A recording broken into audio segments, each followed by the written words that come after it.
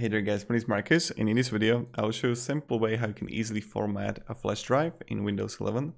And when you would come here to Windows 11, and if this video is going to be helpful, you can also write down below in comment. So go on the search and then write here like PC or computer. Then we can have the computer and how we can actually format the flash drive. So you need to right click on it. And then when you're gonna like right click on it, you're gonna have the format right here. And now you're gonna see the capacity of it.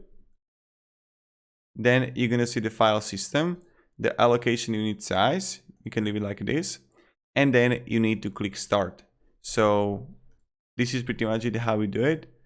And then like everything will be erased, all the data. I'm not going to do it for my but you can do it for yours if you want to. So thank you very much, and definitely write down below in the comments, and have a great day and goodbye. See ya.